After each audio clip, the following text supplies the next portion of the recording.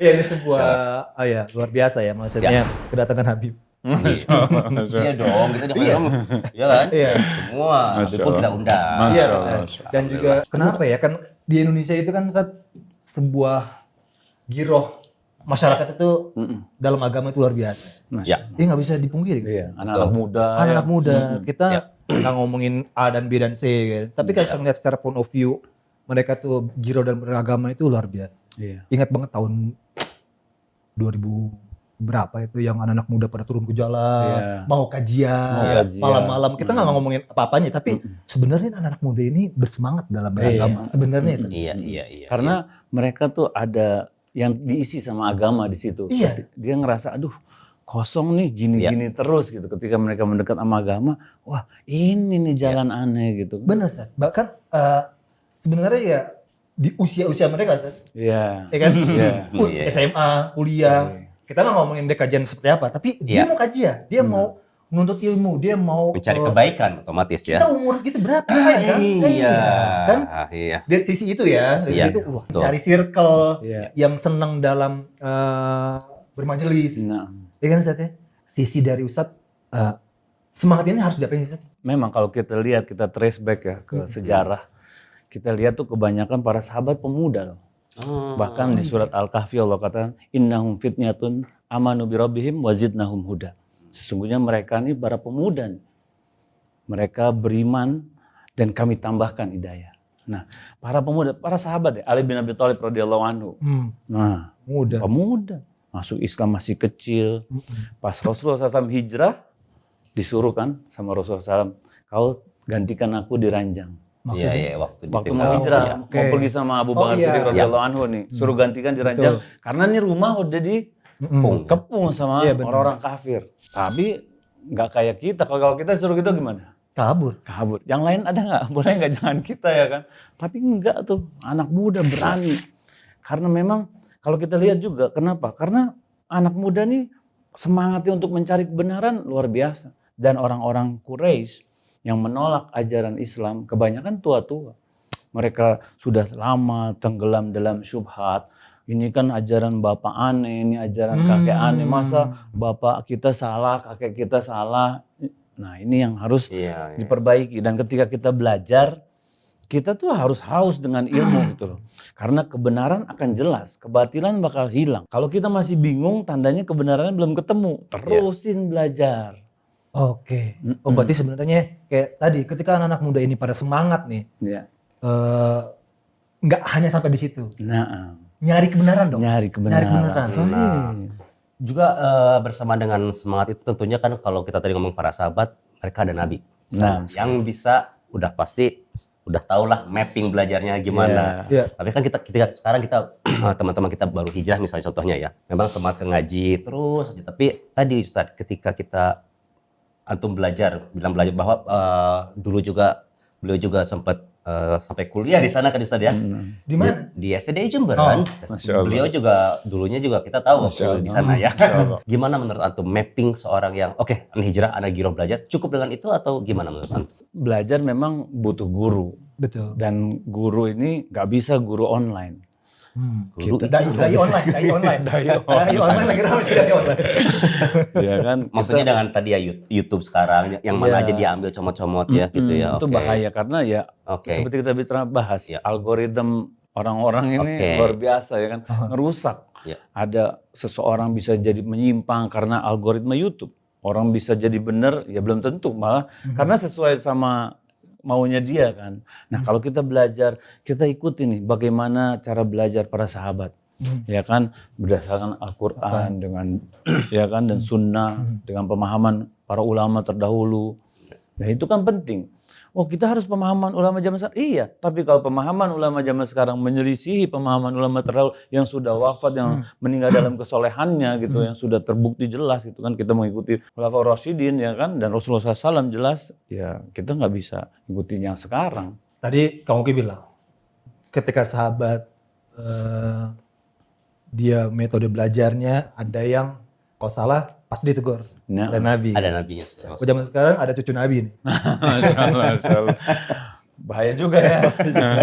Bahaya kenapa Sat? Ya mengklaim cucu Nabi ini kan nggak sembarangan. Ya kan, kita nggak bisa langsung mengklaim saya ini cucu Nabi. Kalau kita mengatakan anak punya nasab ini, nah bukti kesambungannya itu kan baru butuh data. Antum ada data?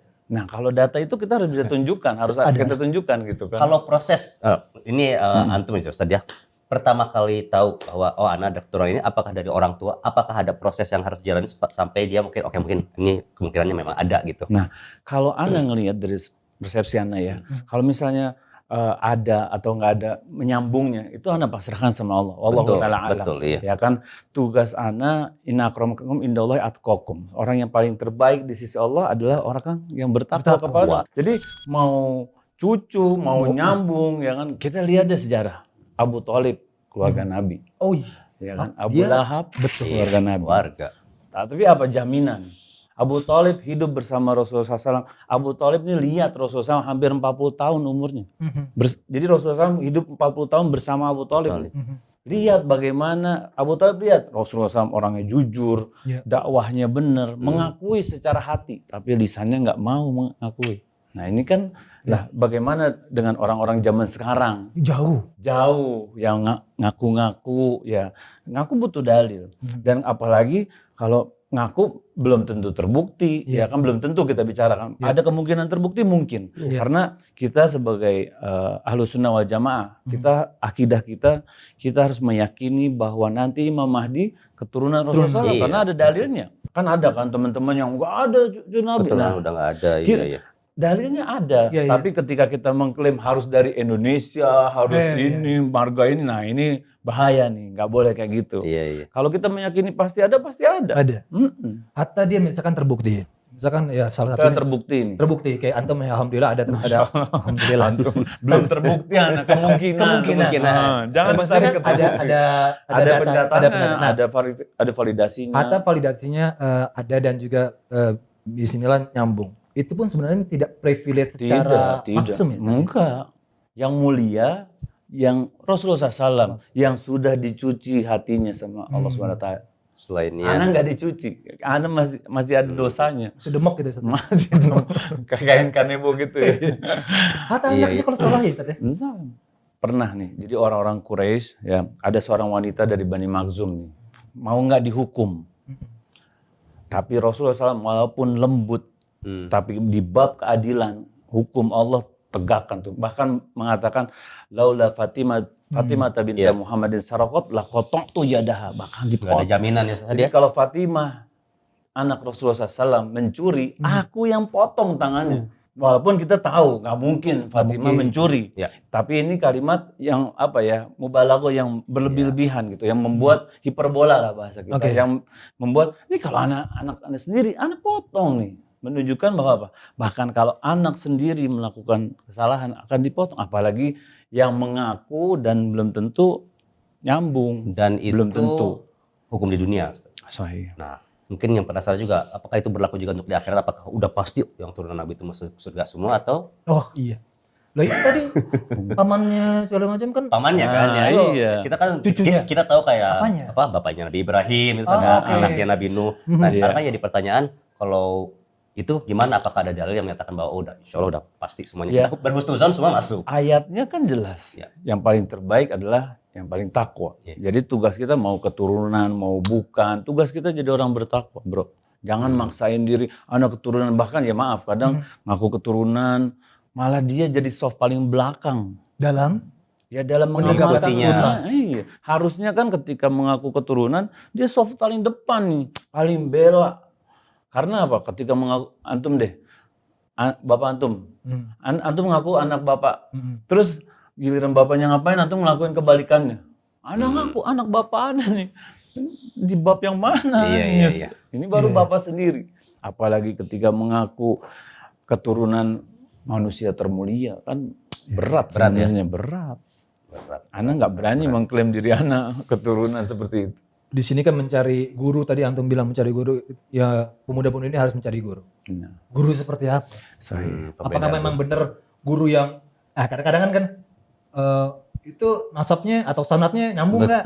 Apakah memang harus itu atau memang yang nggak harus itu? Yang penting dia Kalau Rasul sahabat. Nah, pertama gini deh, kalau ada yang mengaku keturunan orang lain bisa mengaku, kita nggak bisa menolak juga, karena yang lebih tahu nasabnya dia sendiri, ya kan? Masuki, bapaknya siapa? Bapaknya Hikmat Iskandar. Bapaknya lagi? Bapaknya Abdul Hamid. Atasnya lagi? Hamdan kalau nggak salah. Udah ada udah. Oh enggak, bapaknya Hikmat, Bae, Abdul Hamid sama Abdul siapa satu lagi, pokoknya Abdul ke atas itu gitu. Kalau Ana bilang bapak antum misalnya paling atasnya lagi Wawan, atau antum nggak bukan deh, bapak antum kakeknya antum bukan Wawan. Lalu Ana siapa? Iya. Kita ini diperintahkan bukan ngurusin nasab orang, kita diperintahkan ngurusin nasab siapa? Ini nasab kita sendiri. Bahkan salah satu maqasid syariah jaga nasab tuh. Salah satu hikmah dilarangnya zina, ya kan? Jaga nasab. Kita dipanggil di akhirat juga. Nasab, itulah. Terus Ana ngurusin nasab antum. Ana siapa? Suruh tes DNA lagi. Antum bapaknya ini enggak? Dia dipanggilnya nanti di akhirat nasabnya ya. Tapi ya Allah, Ana berdoa minta sama Allah, ya Allah. Ana cuma bisa berdoa. Kalau memang itu rezeki, alhamdulillah. Tapi kalau bukan, Ana minimal berusaha bertakwa aja. Karena kemungkinannya belum tentu, ya kan? Siapa yang itu kan semua klaim manusia. Betul. Bisa aja ada yang salah catat, ada yang lupa, ada yang ini. Kita nggak berani mengatakan salah sempurna, nggak berani mengatakan benar sempurna. Kayak hadis deh, ya kan? Oh iya. Itu kan ada tarjihnya, ada ininya, ada itu kan butuh proses. Ahli hadis aja. Nah itu juga ada ahli nasab loh. Dan dicatat, diverifikasi. Ada lembaganya, Robito Alawiyah. Di Indonesia ada? Di Indonesia. Itu di seluruh dunia ada sebenarnya?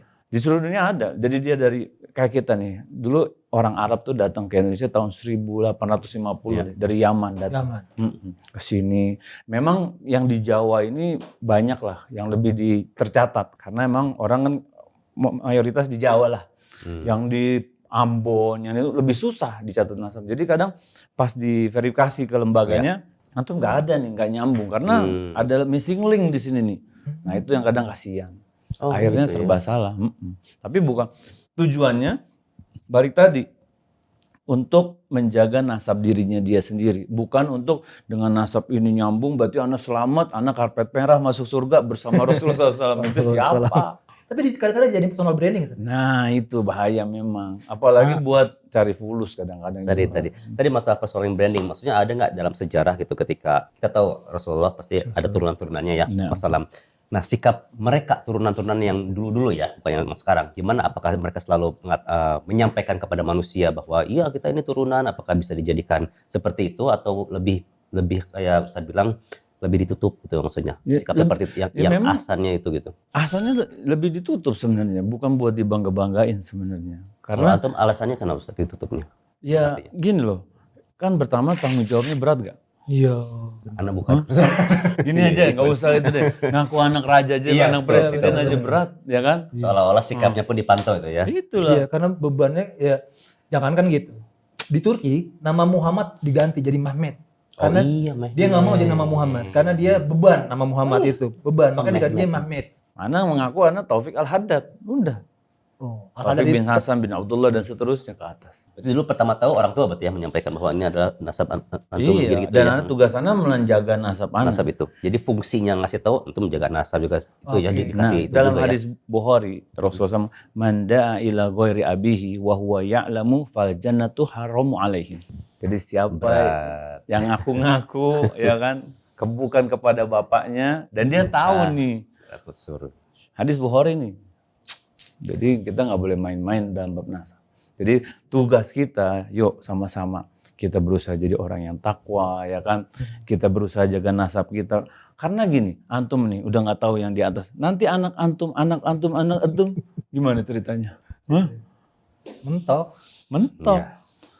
Kadang yang bilang gini, emang nyambung, emang keturunan atau apa ini? Lah, ente tahu nggak nasab ente 5 aja ke atas? Kenapa ente sibuk sama nasab anak gitu? Dan nasab ini bukan bab yang kita bangga-banggain, bukan. Kita ini tugasnya belajar dan bertakwa gitu loh. Kita belajar sesuai Al-Quran dan Sunnah dengan pemahaman Rasulullah SAW. Dan semoga nanti ketika di Telaga Hud kita berjumpa dengan Rasulullah SAW. Bukan jadi golongan Jangan Rasul, dia bukan golonganmu karena dia melakukan berubah tadi ya. Itulah. Tak tahu apa yang kau lakukan setelahku. Dan memang ini fitnah akhir zaman. Kayak gini, dan kita harus hati-hati. Tadi Antum bilang datangnya orang-orang Arab, terutama orang Yaman. Mungkin banyaknya orang Yaman yang kemana-mana ya. Itu juga menarik, banyak di sini ya, yang jadinya Yaman itu apakah sesuatu yang semacam semisal dengan Mekah Madinah karena di sana ada tahrim segala macam. Mantap. Ya kita kopi dulu. Enggak ada kopinya, mana nih kopinya? Tiba-tiba mendadak seret gini. Tapi ya disclaimer ya, kita tidak menyinggung apa-apa. Karena sebenarnya kita memang butuh informasi. Ustadz mungkin pernah ke sana. Lu mau ke sana? Enggak tahu. Gimana? Apa kita podcast di sana? Maksudnya mungkin sesuatu yang ada sumber ilmu, tapi kan kadang-kadang kan dilebih-lebihkan ya sampai sini ceritanya. Seperti kayak ya banyak kisah-kisah yang secara logika banyaklah kisah-kisah yang agak luar logika. Iya, kayak film Dono. Gini loh, Madonna gitu. Jadi gini, Allah SWT muliakan Mekah dan Madinah, ya kan? Rasulullah SAW jalan di sana, hidup di sana, ya kan? Dan pusat ilmu di sana.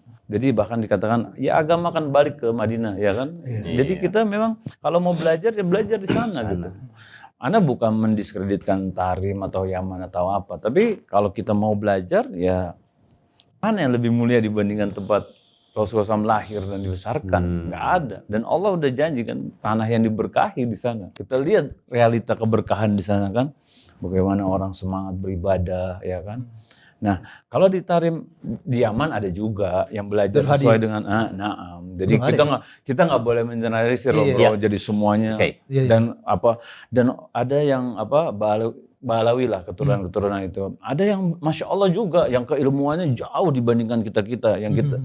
Jadi bahkan mereka buat website, dan mereka ada juga orang-orang yang memang selalu berusaha tegak di jalan sunnah Rasulullah SAW gitu. Di Saudi juga ada. Iya.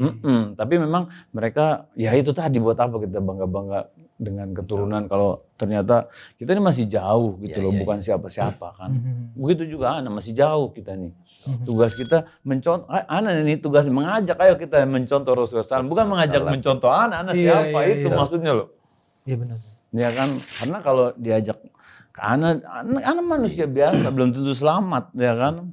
Dan agama kita nih, para ulama mengatakan akal yang sehat akan selalu menerima dalil yang sahih, Jadi secara fitrah kita tuh, akal kita tuh akan nerima dalil yang sahih. Jadi ketika ada sesuatu yang kayak nggak masuk akal deh, ya kan?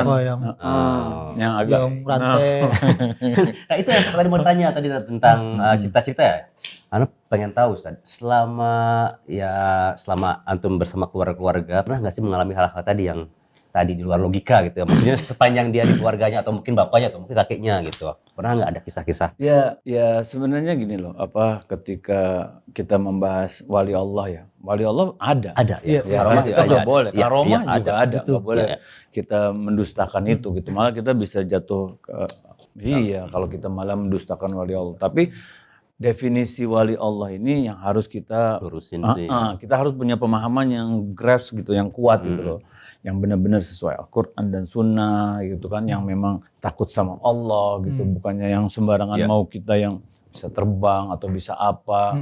Kalau memang bisa terbang, Rasul dulu harusnya bisa terbang harusnya kalau kita, tapi kan enggak. Rasulullah SAW bahkan Allah perintahkan mengatakan bahwa aku nggak tahu nih perkara gaib. Kalau memang aku tahu, pasti aku udah memperbanyak dalam bab kebaikan.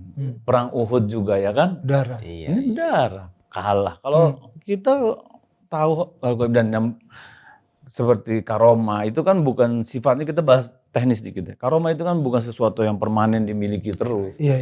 Ketika Allah berikan ya terjadi. Bisa dilatih ya berarti. Iya, ini bukan terus-terusan permanen gitu kan. Betul.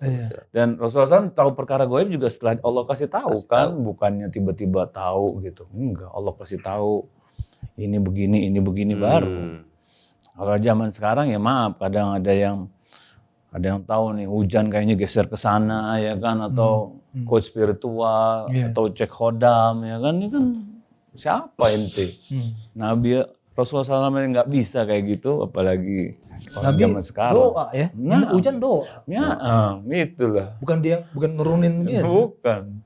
Jadi ingat kata perkataan Imam Syafi'i ketika melihat orang yang bisa terbang, bisa jalan di air, cocokkan dengan Quran dan Sunnah dulu di timbangnya ya. Timbangannya itu memang. Timbang dengan. Nah, tugas kita terus belajar. Bukan kita doakan misalnya ada orang yang masih begitu ya, agar Allah kasih hidayah buat kita dan buat dia gitu kan. Dan kita nggak boleh merasa lebih baik.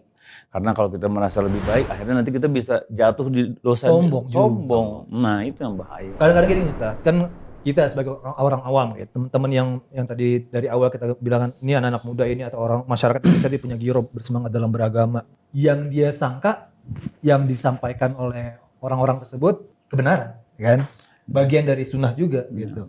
Nah itu apa ya sebenarnya definisi supaya ini bukan sunnah, ini sunnah?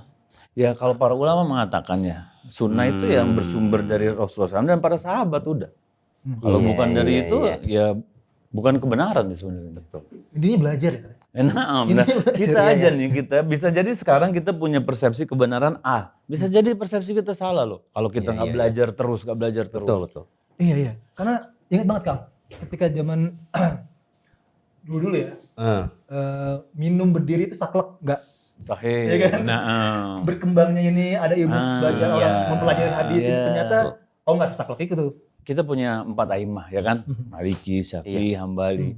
Mereka antum kira nggak punya dalil, masing-masing punya dalil. Dan kita kan kadang gini, ketika kita baru ngaji kita berpikir, oh dalilnya ini, pasti begini. Enggak, ada dalil, ada wajhu istidlal. Nah, ini wajhu istidlal yang kadang suka menyimpang. Misalnya, contoh sederhana ini deh. Allah katakan dalam Al-Quran, la yukallifullahu nafsan illa wus'aha. Allah tidak membebani seseorang di luar kemampuannya. Ada tukang gali sumur. Tat, aneh Ramadan gak puasa. Nah, iya. Soalnya berat. Kan aneh gimana mau nyari duit? Akhirnya aneh gak usah puasa, kan gak dibebani sesuai kemampuan. Nah, dalilnya benar Kak? Benar, tapi wajib. Nah, cara narik dalilnya salah. Jadi tugas kita belajar dalilnya dan belajar juga gimana, kenapa ditarik dalil seperti ini. Nah itu penting. Jadi kita pemahamannya lengkap gitu. Dan kita nggak bermudah-mudahan ngejelekin yang mazhab ini karena dia dalilnya ini. Kadang dalilnya satu, memahaminya beda. Iya. Nah itu pentingnya belajar. Dalil musik. Tadi ada yang benar tentang tadi sunnah Ustaz. Karena juga saya sendiri dan teman-teman dan sekitar keluarga kadang-kadang yang jadi perbedaan itu tadi definisi sunnahnya itu sendiri. Mereka menyikapinya, oh alhamdulillah kamu udah bisa melakukan yang sunnah-sunnah, udah pasang jenggot. Itu mereka menganggapnya sunnah sebagai amalan tadi ya, ada yang nggak wajib. Iya, mustahab jadinya ya. Nah, jadi kadang-kadang membedakan mungkin penjelasan sedikit pada orang-orang itu sunnah sebagai thariqah Rasulullahnya itu yang harus diperjelas gitu ke teman-teman bahwa intinya ikutin sunnah maksudnya gimana? Susah maksudnya ikutin sunnah tuh gitu. Apakah sunnah? Kan saya juga sholat sunnah. Oh ngikutinnya sunnah aja. Bahkan kita mah yang wajib-wajib juga. Karena kan cukup dengan yang wajib juga bisa masuk surga. Jadi tadi perbedaan itunya. Ya definisi sunnah kan memang macam-macam. Tapi kalau kita ambil yang thariqah yang jalan Rasulullah SAW, itu yang kita. Karena gini deh, Ana tanya. Kita nggak bertanya. Kalau kita mengikuti jalan Rasulullah SAW, kita nggak bertanya ini wajib, ini sunnah. Ketika apa? Ketika semua bisa kita kerjakan, kecuali waktunya waktunya sempit. Ya misalnya gini, waktunya nih maghrib udah mepet. Ana sholat maghrib aja, Ana sholat ba'diyah maghrib, ya kan? Nah ini baru kita lihat nih, Ana dapetnya cuma maghrib aja, udah maghrib kerjain. Ya kan? Nah ketika waktunya doik atau sempit, baru kita pilih. Misalnya antum mau kodok Ramadan atau Senin Kamis, ya kan? Ini udah mepet nih, Syakban. Nah lain ceritanya. Tapi kalau waktunya luas, ketika kita mengaku umat Rasulullah SAW, kan berat nih mengaku umat kan. Ya tugas kita ikuti jalannya. Anda tanya deh, sholat di masjid buat laki-laki 5 waktu apa hukumnya? Wajib. Ada yang sunnah loh. Oh iya benar. Ya kan? Ada. Benar. Nah, ada nggak yang fardu kifayah? Atau diwakilin? Ada. Iya. Nah, tapi kan ketika kita mengaku umat Rasulullah SAW, kita lihat dalilnya. Ya. Dalilnya apa? Rasulullah mengatakan kalau boleh, kalau Allah izinkan aku bakar nih rumah orang-orang yang nggak ke masjid. Itu tandanya kan kuat tuh. Iya. Tandanya. Dan kita pernah lihat ada sejarahnya Rasulullah SAW, udah deh sholatnya di rumah aja. Enggak ada. Ketika kita mengaku umat Rasulullah, udah ikuti jalan itu. Usah nanya hukum-hukum Gak wajib usah itu nanya wajib. hukum. Iya. Nah itu kan yang kadang. Jadi kalau kita ngaji, kalau misalnya ada ustadz yang kita kenal, bahaya juga. Nanti pas kajian kitab nggak hadir. Pas kajian yang rame hadir. Karena kenal sama ustadznya. Itu bisa jadi sebahaya. Jadi kadang-kadang datang ke hadir kajian itu setor muka. Nah itu kan gak enak sama. Bukannya orang munafik setor muka tuh pas zuhur asar. Oh iya. Ya kan? Iya. Itulah. Jangan-jangan ada bibit kemunafikan di diri kita. Nauzubillah. Jadi kadang-kadang itu hadir ke kajian guru-guru kita itu lebih penting diketahui kedatangannya daripada mencatat ilmunya. Iya, itulah bahaya. Akhirnya ilmunya nggak berpengaruh sama kita. Karena kan samrotul ilm al-amal. Buah. Jadi kalau kita nanya, kenapa sih amalan aneh nggak gerak nih, nggak tambah tahajudnya, baca Qurannya masih jarang? Mungkin karena ilmunya nggak berbuah. Kenapa ilmunya nggak berbuah? Ya karena emang kita nggak nanam ilmunya. Kita cuma setor muka. Anak kenal ustadznya. Pas kajian nunggu di ruang DKM, nunggu ustadz sesat, VIP, kan? Iya. Foto selfie terus. Selfie terus. Bahaya kalau kayak gitu. Nah, lurusin niat kita. Di bab yang kira-kira aneh males berat banget hadir tuh paksa. Memang nggak mudah memang. Dan memang ibadah ya harus kalau kita bisa belajar itu ibadah apa namanya? Sir apa jahar? Belajar. Terlihat kayaknya dua-duanya juga. Kadang bisa di rumah, kadang jahar. Oh enggak, kalau di coba di mau ilmu tadi mau ilmu mengatakan bahwa thalibul ilm itu adalah sholat yang sir ya. Belajar ibadah yang sir. Ibadah yang sembunyi. Tapi kita lihat realitanya zaman sekarang. Belajar bahasa Arab, kitabnya gendulnya di foto, ya kan? Iya. Selfie sama ustadznya, setor muka ngasih makan follower, ya kan? Di story. Hati-hati. Nasihat buat Anda juga, buat ngurusin hati. Ulama Sufyan Ats-Tsauri rahimahullah beliau mengatakan ma'alajtu syai'an asyadda alayya min niyati. Gak pernah aku ngobatin sesuatu tuh yang lebih berat daripada diriku tuh niat. Ini ulama bro, niatnya bukan sembarang orang ini. Gimana kita yang kalau niatnya debu di balik pintu. Waduh. Kalau niatnya untuk mengajak itu pun bisa banget mencong ke hal yang lain. Tipis banget ya. Kalau memang antum Anda nggak melarang antum punya niat itu, dan kita nggak boleh menghakimi niat orang loh. Kita siapa? Misalnya bilang nih, Rada nih pengen ini nih, pengen tampil gini. Balik ke diri dia sendiri, urusan dia sama Allah nanti. Tapi kalau kita misalnya kita kuat, bismillah. Tapi kalau nggak kuat, darul mafasid aula min jalbil masalih. Menjauhi mudarat lebih daripada ngambil manfaat. Kang Uki nggak jadi bikin konten bahasa Arab lagi deh. Jangan bilang kan kemarin, emang susah hati itu. Susah zaman sekarang. Nah, Anda tanya, mana yang lebih berat? Amalan badan apa amalan hati? Hati. Karena berdampak ke badannya juga pada akhirnya. Antum godaannya bukan ayo minum khamar, ayo clubbing. Bukan, itu mah receh buat antum. Antum amalan hati godaannya. Katanya kan iklimnya udah yang jenderal-jenderal juga ya. Ini beda dikatanya. Ana niatnya apa nih bikin podcast? Ana nih ini buat apa nih? Nah, tuh. Kita jangan jadi gulung tikar juga sih. Oh, jangan. Loh, kemarin Ana minum ya, masih enggak ada kan? Dua kali. Masih tuh. Oh, beda. Amerika. Salah acara antum kalau begitu mata mah.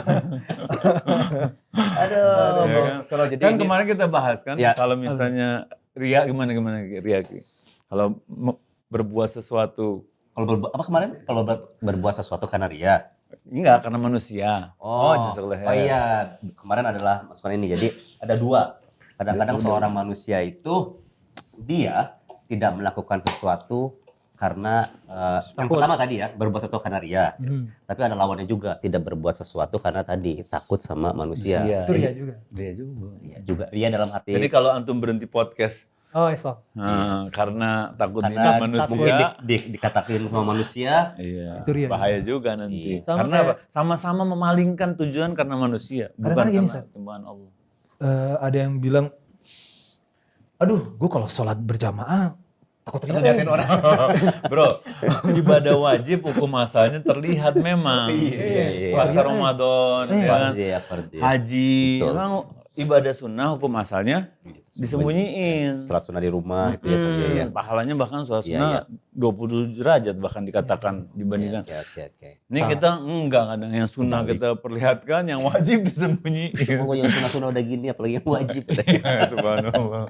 Balik lagi kalau ada uzur misalnya, kalau udah pulang ke rumah malah nggak sholat sunnah ya mendingan sholat di masjid. Iya. Tapi kalau antum bisa Di rumah, tafadhol. biasanya lupa juga ya. Iya, Udah ada kadang-kadang. urusan yang lain. Naam. Ya itu balik lagi lah sama. Ya seperti Umar bin Khattab radhiyallahu anhu sama Abu Bakar As-Siddiq ya kan. Umar bin Khattab laki-laki yang kuat, strong nih ya kan. Beliau bisa bangun di sepertiga malam terakhir. Sedangkan Abu Bakar As-Siddiq ya udah usia. Jadi bangunnya, jadi sholat witirnya sebelum tidur. Nah jadi ya boleh dua-duanya. Yang salah yang nggak ngerjain. Ya gitu. Insyaallah. Baik lagi Zat, permasalahan cinta Rasul dan turunan. Nah, Yang kita ketahui kan secara luas itu kita mengambil sunnah Nabi SAW dan Khulafaur Rasyidin. Itu masyhur.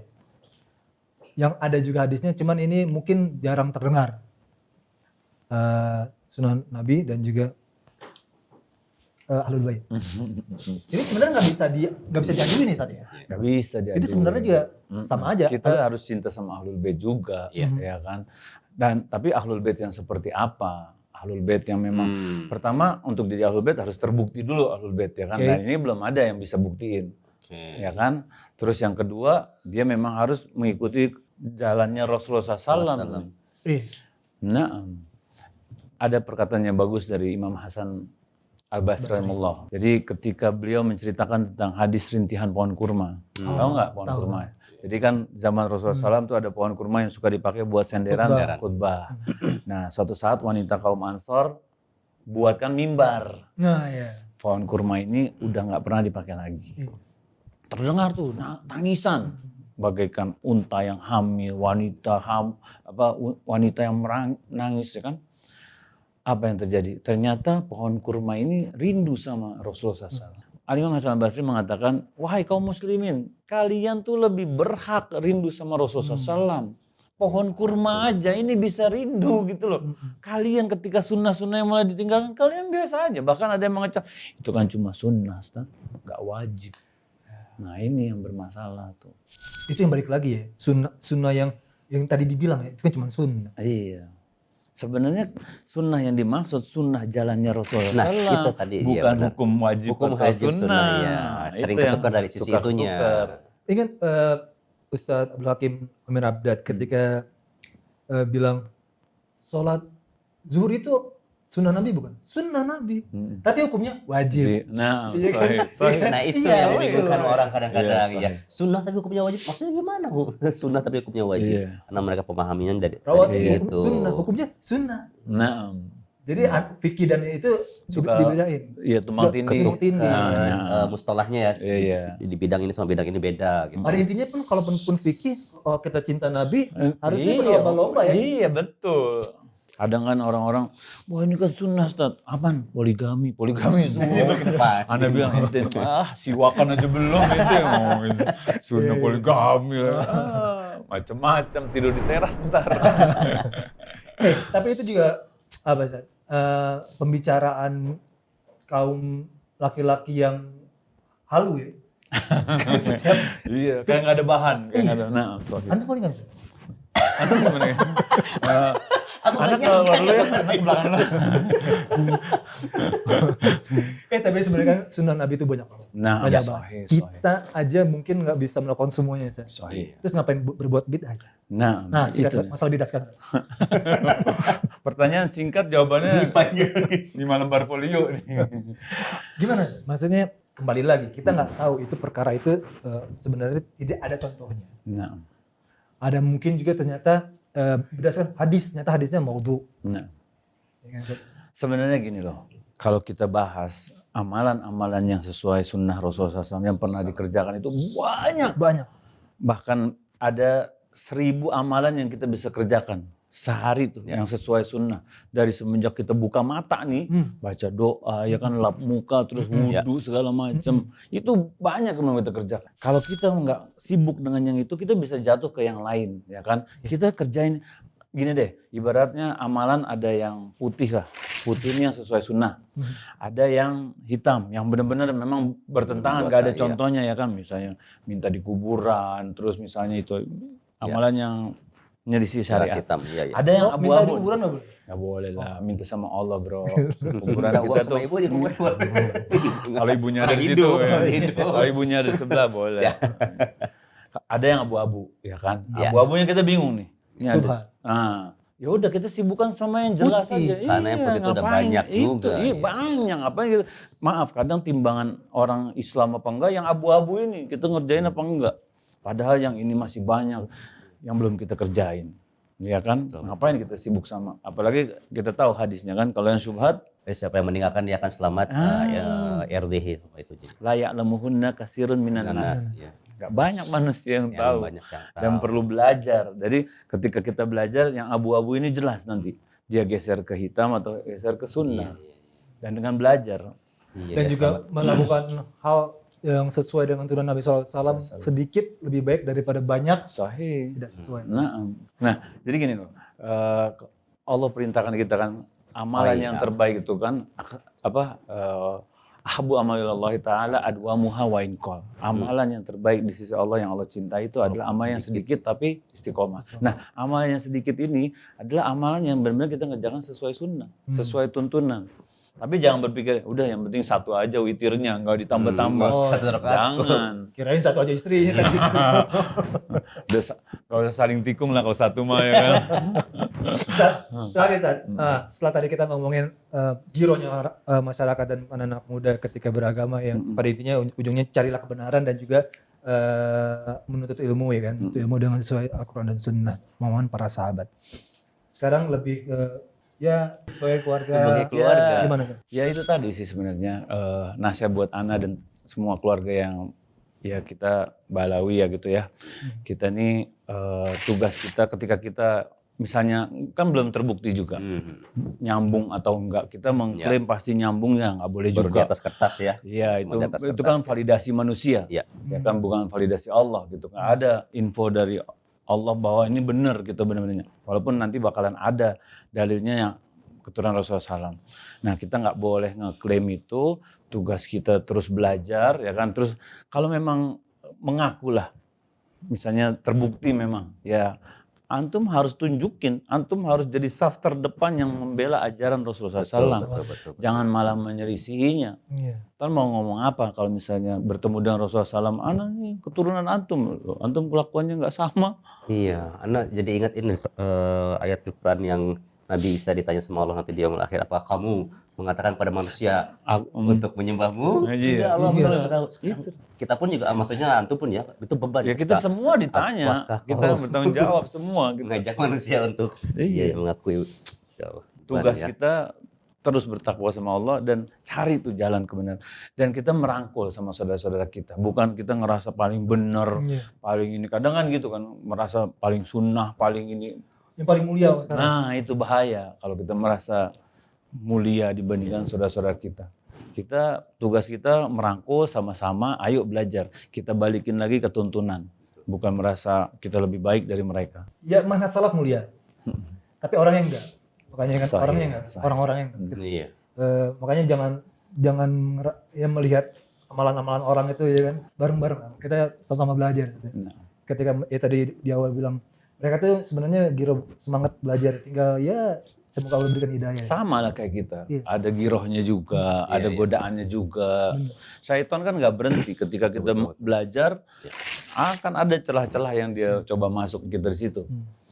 ada celah akhlak diserang. Kemarin kita bahas kan, ada celah muamalahnya diserang, merasa lebih paling baik gitu. Akhirnya jadi ujub, nyela orang ini, tahzir itu. Kita siapa? Kita bukan, kita harus jaga lisan kita di zaman fitnah ini. Lisan diem, tangan ngetik terus, komen. Bagi di zaman sekarang orang sibuk di sana. Jangan ngomongin gurunya. Itulah. Iya. Arahnya kemana ini? bisa kesana juga nih. 2 episode nih. Ditunggu nih, wah episode 3 mana nih? Gitu kan, mungkin gini sebagai sekarang Antum kan sering mengisi kajian sebagai guru juga tentunya ya. Sama-sama tentunya gitu. Apalagi sosial media. Antum sering dong pasti ngalamin kayak tadi dibilang bahwa diserang juga lewat sosial media atau gimana sikapnya seorang thalibul ilm itu terhadap guru yang dia kenal ataupun yang tidak dia kenal gitu. Rambu-rambu penuntut ilmu berarti. Iya. Ya gini loh. Rambu-rambu penuntut ilmu ya, bukan dai. Ya dai juga kan harus belajar juga. Karena bukan dai, sama lah kita belajar bersama juga. Nggak pernah merasa ini begini. Nah tugas kita tahu lah. Sekarang itu noise di luar banyak. Ya kan? Kita jangan sibuk sama noise. Kita sibuk sama buku kita yang kita jajar di sudut rumah kita yang belum kita baca. Yang udah dibeli ya kan. Yang pembatasnya nggak pernah geser. Atau lampu belajar kita yang udah lama nggak nyala. Itu yang harus kita sibukin. Kita sibuk tanya sama orang. Buku catatan amal kita. Nah, dibandingkan kita, wah ini gimana sih ini gini, wah harusnya begini. Sudahlah. Udah pokoknya melihat amalan orang, mau yang teman-teman kita, guru-guru kita, amalan-amalan yang mungkin belum sesuai dengan sunnah, bukan berarti kita lebih mulia. Betul. Ya kan, siapa tahu nanti di akhir hayat mereka yang menegakkan sunnah, kita yang malah justru keluar dari tuntunan Nabi. Jadi kita berdoa minta sama Allah, ya kan. Rasulullah SAW, manusia yang dicintai Allah SWT, ya muqallibal qulub tsabbit qulubana ala ta'at. Minta tuh, biar hatinya nggak dipalingkan dari ketawa. Nggak mungkin Rasulullah dipalingkan dari ketawa. Yang mungkin tuh kita. Tapi kita doa sehari berapa kali?